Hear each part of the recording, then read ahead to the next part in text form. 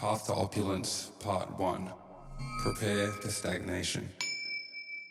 This is sort of one, I guess, you can't really know until you're there, but you can still learn from people's mistakes. You know, generally speaking, you sort of have to reach that point yourself. You're sort of a tipping point, a bottom, a roadblock, you know, because it's just imperative for growth, because that's essentially your failure. That's essentially the thing that stops you, which is the thing you internalize and dig deep to overcome. So that is like something as artists you have to constantly do, especially if you're one that's trying to, or like you don't have skills and you're trying to learn new skills, or you already have a lot of wealth of skills but you're trying to double down on them.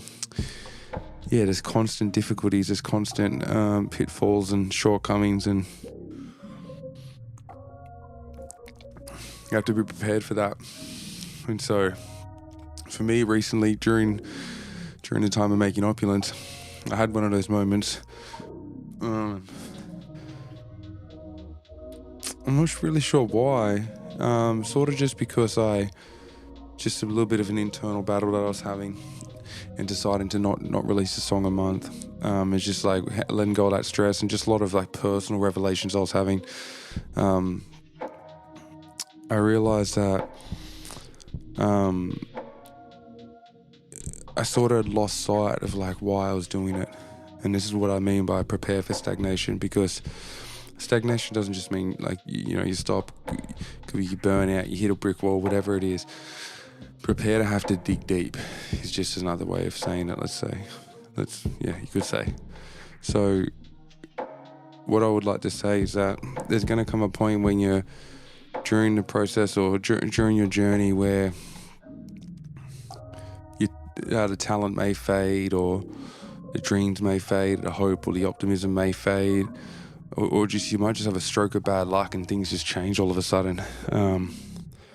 You have to be ready for those moments, and the only way to be ready is to know your why, which is just essentially just have a deeper meaning or a deeper reason to why you're doing what you're doing, and just taking a little bit of time to think about that, because it's a source of ultimate power, and it's self-fulfilling, and as long as you keep a keen eye on the reason you're doing something, whether it's just to be a good person, or you have a more specific goal, like, I want to open shelters for, broken families or something like that, like hostels, and that's a goal you work towards either way. But yeah, during Opulence, I went through a bit of that, and for me, I had to just sort of dig deep about my relationship with my music at the moment, and just come to a new understanding. And I remembered that quite literally the thing that made me really buy into music and start to consider taking it a lot more seriously, and this was still way before I actually started taking it seriously.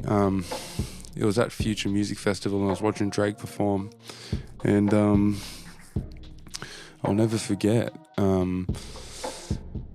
I just remember looking around the crowd and seeing a look on people's faces, and remembering the feeling that I had inside of me, and all I could think about is, wow, I'd love to do this for people.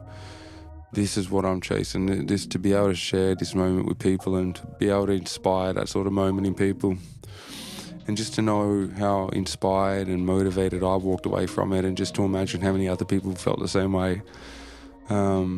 And that's what really convinced me with music. It was that connection of realizing that it was spiritual, and that there's more to it than just sounds that you enjoy and that you create good, meaningful songs out of. Like there's something deeper at play. And so I had to tap back into that, and once I sort of got back into that headspace, it really helped with completing the song and getting sort of back on track. Just overall reading the book The Alchemist during the time of making Opulence, just that was a big part of what made me clue back into why am I doing it? You know, there's The Alchemist is a book about this like young traveler boy. I won't ruin the story for you, but fucking great.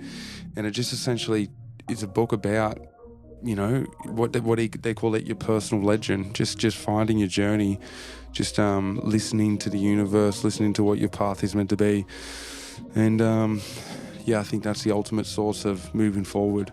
To just trusting your intuition, and just trust that you're doing the right things, and just pray that it's for the best, you know. And that all just like goes full circle to knowing your why. You know, connect with something bigger than yourself, chase something bigger than yourself, and you'll never be tired. It's that simple. Like,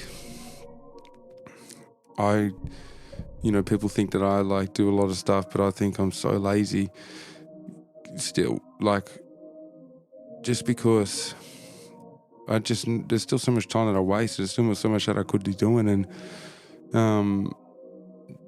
the only reason I can do as much as I do is purely because I know why I'm doing it, and I know how much work it's going to take, and I'm ready to do that. And so, yeah, if you can connect to something bigger or deeper or beyond you, then you'll never get tired, and you'll always have a source of power to return to. So that's it.